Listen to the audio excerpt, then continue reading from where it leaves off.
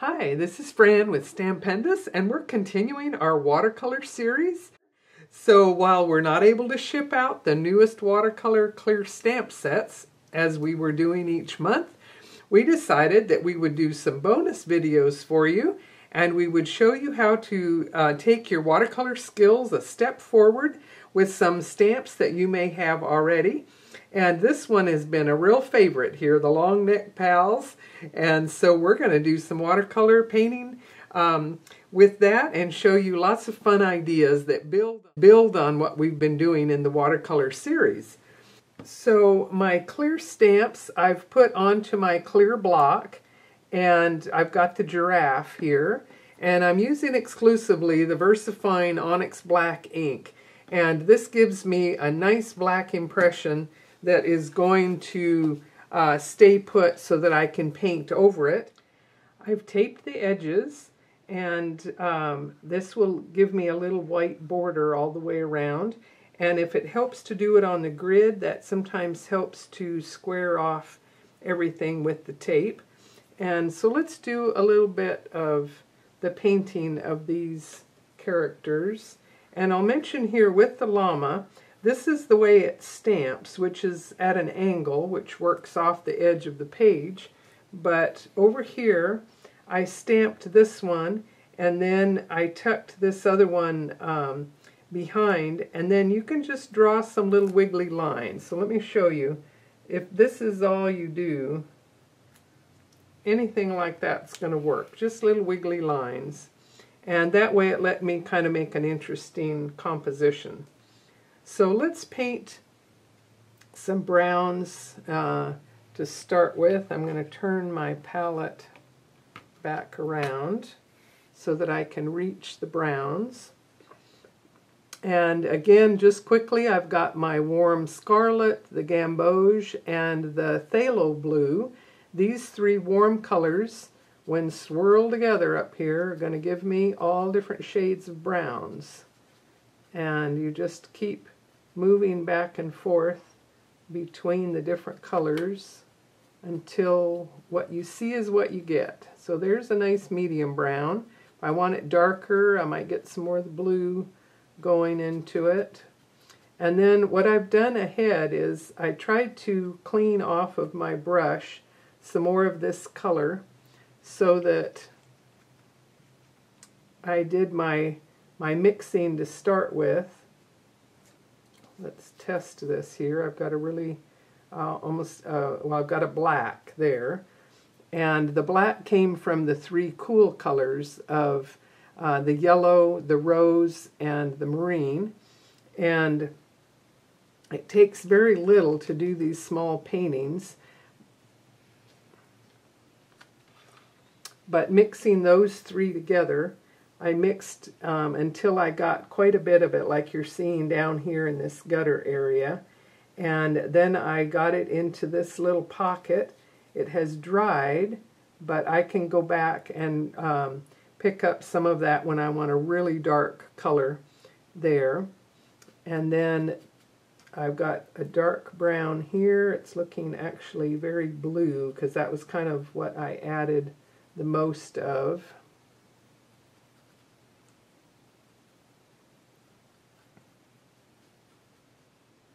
Adding more of the scarlet, now that's giving me more of a really dark brown.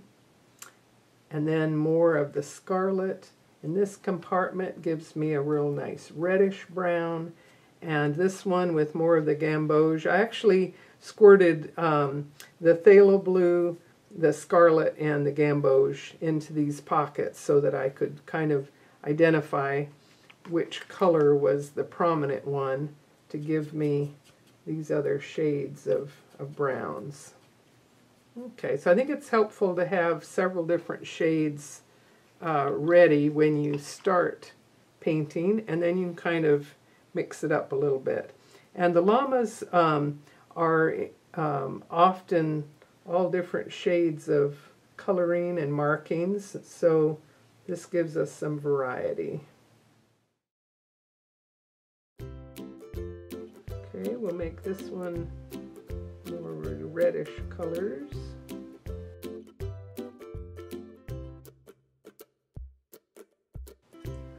this one's more grayish colors.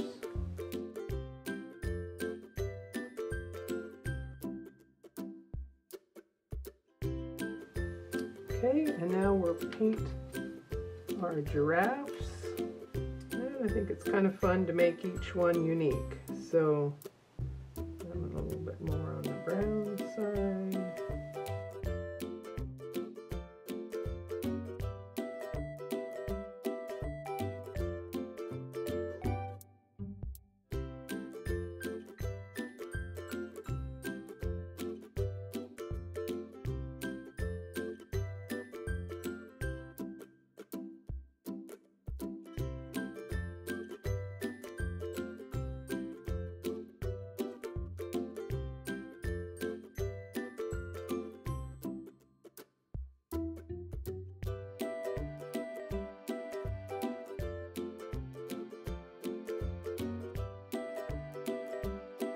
Some little brush strokes here will make them look kind of fluffy, furry here.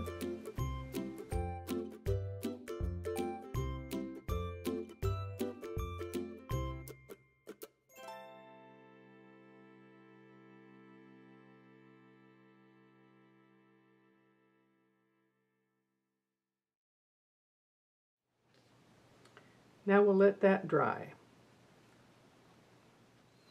Okay, so these have had some time to dry, and now I'm thinking about what I might do in the background, and I wanted to show you how I was just experimenting and practicing on clouds. So I did each of these with only the French ultramarine blue, and all the variations are pretty much amounts of water to create some lovely skies that were dark at the top and got lighter down to the bottom. And clouds are generally larger at the top and smaller closer to the horizon because they're further away. On this one, I did first only the phthalo blue and let that dry, and then added the other colors into it, keeping it just really pastel. So we'll start in and just see how we do here with our skies.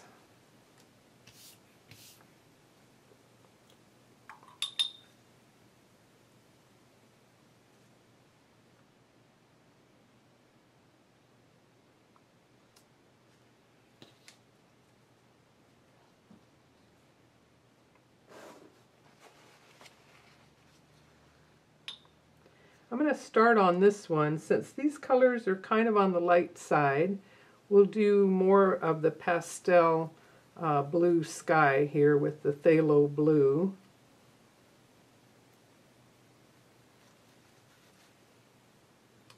Okay, so I'm going to start up here around the top edge, and so now I have to work around their ears a little bit here.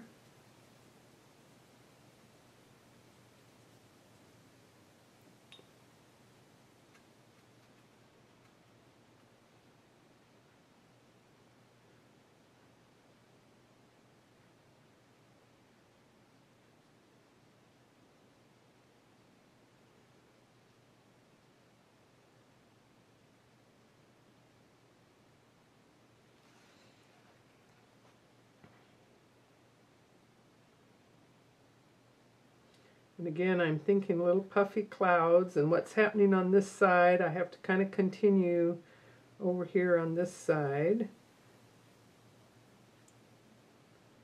Just some little bits of blue will be soft.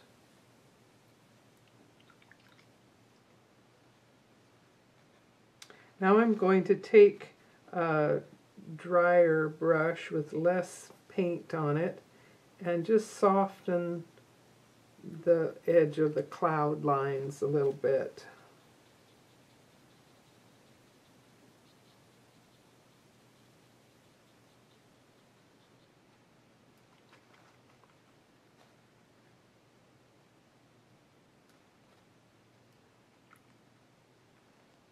That water is going to make some interesting watermarks.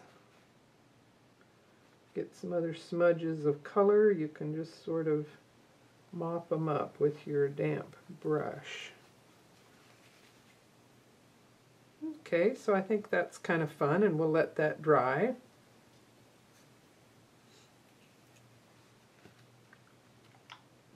Over here I've got a little bit more space to work with.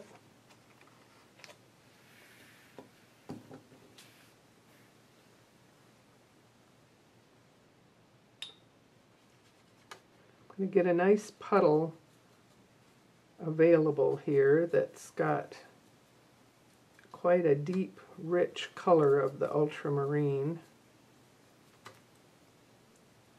Squirt a little bit more water into it.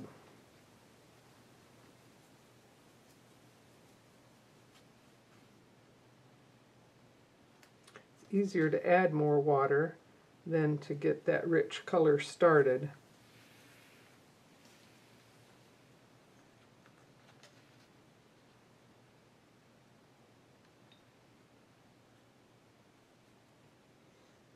Okay, so I'm going to start flooding quite a bit of rather intense, beautiful blue up here at the top.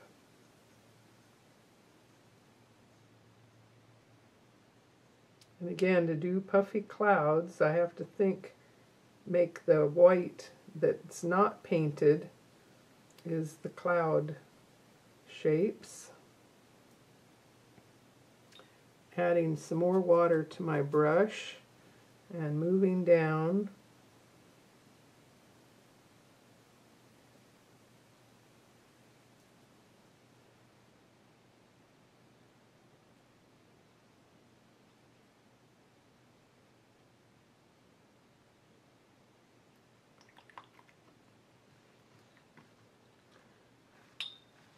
I'm cleaning my brush to remove a lot of the paint so that when I come back in to soften that edge, I'll let some water do its work here.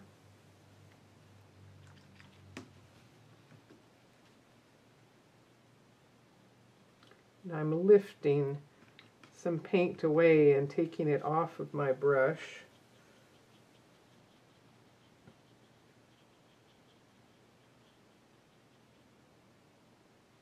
We've had some rain, and then the clouds are so beautiful and dramatic after the rain.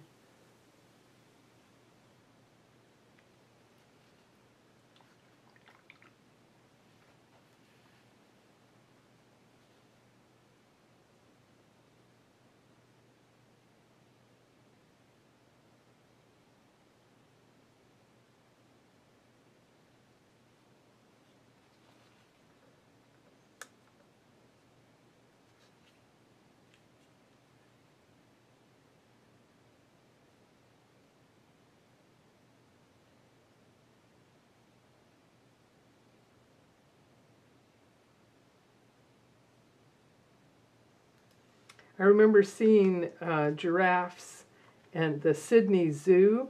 They had the most incredible view from their area, and they had a big old barn, and they had markers on the door so you could see their height as they walked in and out of the barn doors. But their view out over the Sydney Harbor was just incredible. And you sort of went to the zoo and started at the top of the hill and worked your way back down to the harbor.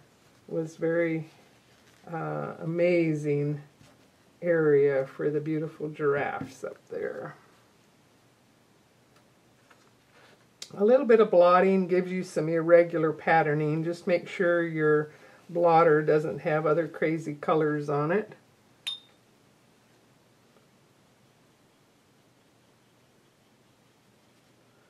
Just soften that edge a little bit.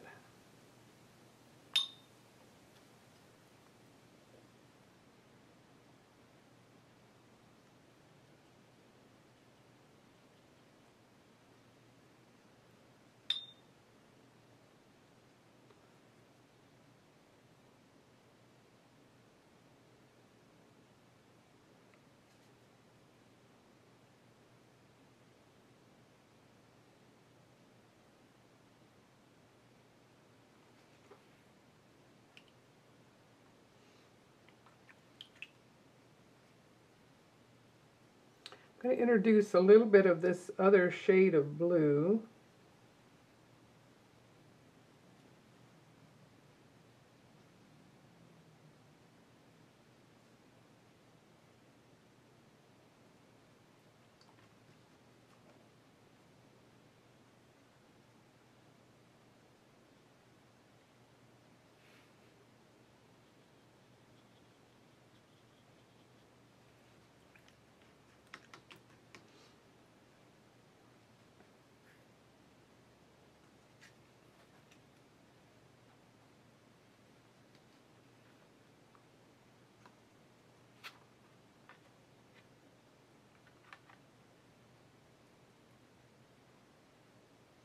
And this one, after the blues had dried, then I went back in with these really little pastel bits of color here.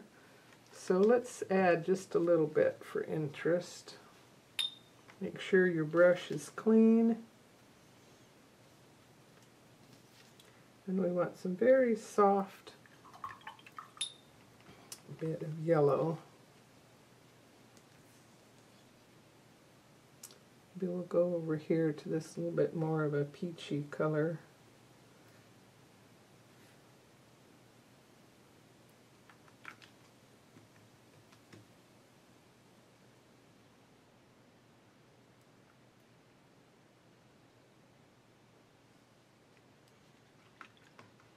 There's not room to add much, and if you feel like you've overdone the yellow, you can remove some of it and you'll just get an interesting little tinge of color.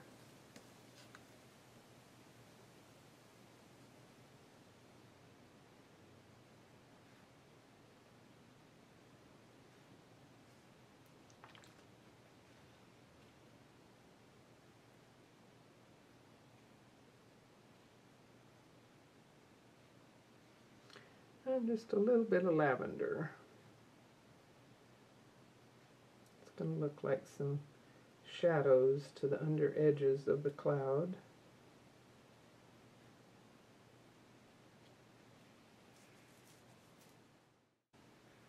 I'm going to add just a little bit more coloring to my llamas to bring out a little bit more attention to them.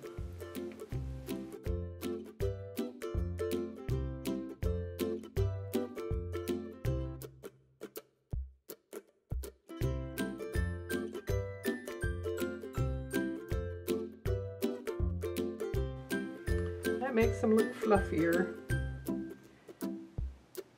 I may add a little bit more color to my giraffes as well.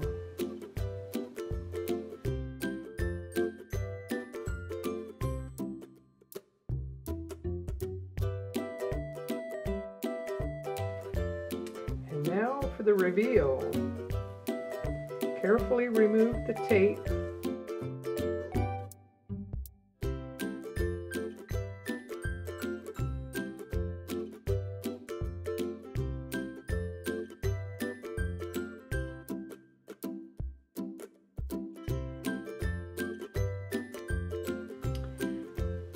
So there you have some very fun little pals here that you can enjoy making into cards and sending to friends and family. And continue practicing your watercolor skills with whatever stamps and whatever paints you can use, and have some fun.